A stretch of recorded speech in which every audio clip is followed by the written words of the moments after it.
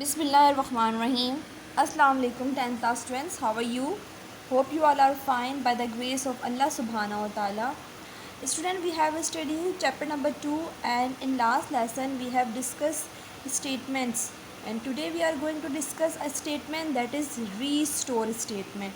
This statement calls the data statement to be reused if it has already been used by the read statement. ठीक है, यानी कि हमारे पास हमने जब लास्ट लेसन में रीड डेटा स्टेटमेंट हमने स्टडी की थी, उस रीड डेटा में क्या हो रहा था कि हम रीड में वेरिएबल्स देते थे और डेटा में उनकी वैल्यूज़ देते थे। अगर हम प्रोग्राम के अंदर रीस्टोर स्टेटमेंट यूज़ करते हैं तो रीस्टोर क्या करती है कि रीड वेरिएबल यानी कि वेरिएबल के अंदर जो भी डेटा होता है उसको दोबारा से रीस्टोर कर देती है। यानी कि पहले मैंने एक डेटा दिया, उसके बाद मैंने रीस्टोर करके सेकंड डेटा दूंगी, तो वो फर्स्ट वाले डेटा को उन वेरिएबल से इरेज करके सेकंड वाले उन वेरिएबल्स को वो डेटा उसके अंदर पुट कर देगी। ठीक है, इसका हमारे पास है सिंटैक्स है रीस्टोर लाइन नंबर। अब हम इसको डिटेल से देखेंगे बाय यूजिंग प्रोग्राम। ये हम अपना जिब्लू बेसिक स्टार्ट कर देते हैं और यहाँ पर हम प्रोग्राम बनाएंगे। सबसे पहले ऑटो टाइप करूँगी तो ऑटो पे 1,1 इट्स मीन के फर्स्ट लाइन नंबर 1 आ जाएगी और 1 के इंक्रीमेंट के साथ लाइन नंबर आएंगे। ठीक है, ये हमने ऑटो कमांड में पढ़ा था। अब हम प्रोग्राम स्टार्ट करते हैं कि सबसे पहले हमें क्या करना होगा। सबसे पहले हमें फर्स्ट लाइन नंबर, क्योंकि ऑटो में हमने 1,1 दिया है तो जो ये 1 डिस्प्ले हुआ नज़र आ रहा है आपके पास, ये आपके पास है फर्स्ट लाइन। अब हम रीड में 3 वैल्यूज़ दे देते हैं ABC, और ये आपके पास जो क्वेश्चन मार्क नज़र आ रहा है that is use to print ABC। ठीक है, प्रिंट की आपके पास है, क्वेश्चन मार्क भी आपके पास प्रिंट का मार्क होता है, पर्पज़ उसका भी। अब उससे हमने जो रीड में ABC 3 वैल्यू होंगी वो उनको सेकंड लाइन पे क्या करवा देगा, प्रिंट करवा देगा। क्वेश्चन मार्क मीन्स प्रिंट करवा देगा। ठीक हो गया। हम यहाँ पर प्रिंट भी राइट कर सकते हैं, लेकिन शॉर्टकट में अगर आप क्वेश्चन मार्क भी राइट कर देते हो तो इट्स मीन कि it is use to print the value of ABC। उसके बाद हम क्या करेंगे, रीस्टोर। अब रीस्टोर करने के बाद हमें आगे सिंटेक्स में क्या पढ़ा था कि रीस्टोर के बाद हमें कोई लाइन नंबर देनी होगी कि हमने कौन सी लाइन नंबर पर उसको एग्जीक्यूट करवाना है, कहाँ पर उससे कौन सी लाइन नंबर पर रीस्टोर करवाना है। अब हमारे पास जो रीड में वैल्यू कितनी थी ABC। ठीक है, और रीस्टोर करने के लिए हम क्या करेंगे, रीस्टोर करने के लिए हम अगली यहाँ पर रीस्टोर के साथ हम लिख देंगे लाइन नंबर जो हमने यहाँ पर जिस पर हमने जाकर इसको रीस्टोर करवाना था। ठीक है,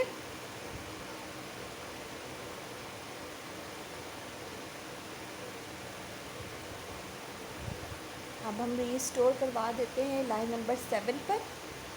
ठीक है, और उसके बाद नेक्स्ट लाइन पर एंटर की प्रेस की तो हमने लाइन नंबर 4 कर दिया। अब हमने कह दिया रीड A B और C। ठीक है, और अगेन हमने इसको प्रिंट करवा दिया A, B, C।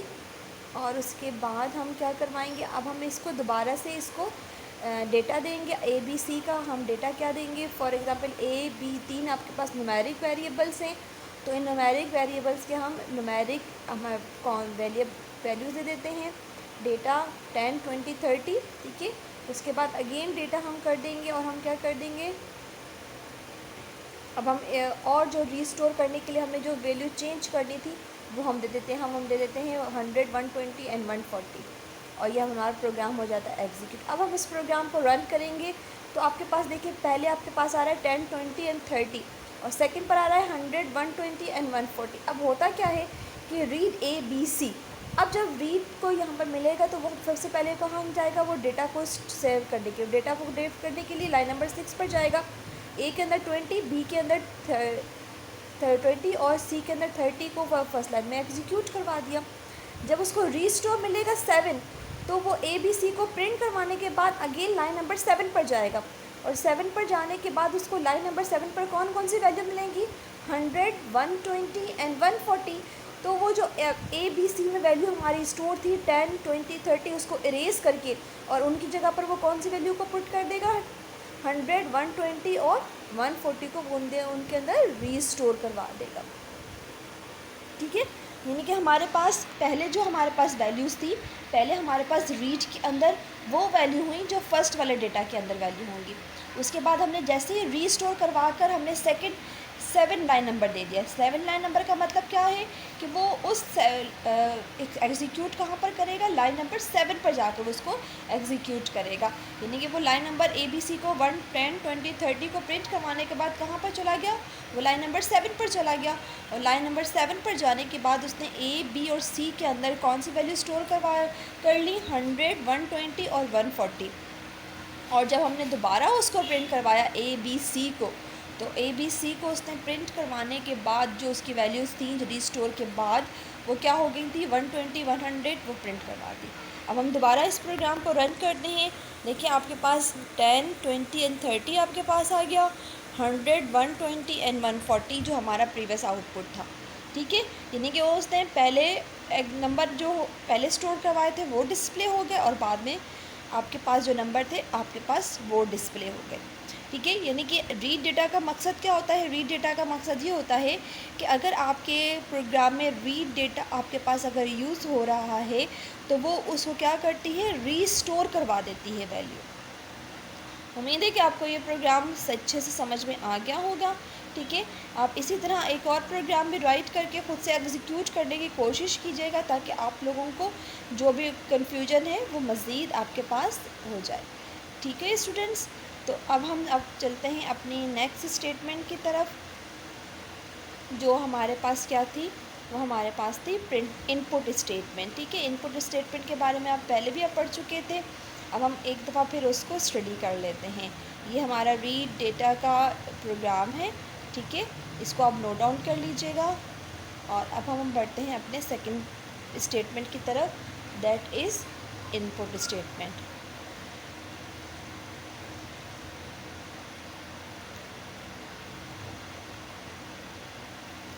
Now input statement, this statement is used to input data from the user during the program execution।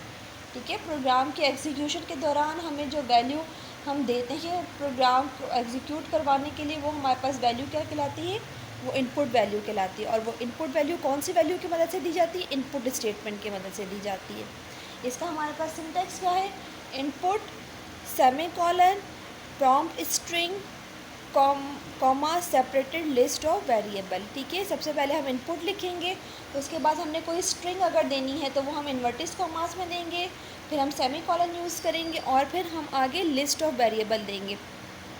हम एक वेरिएबल भी दे सकते हैं इनपुट में और हम मल्टीपल वेरिएबल भी दे सकते हैं।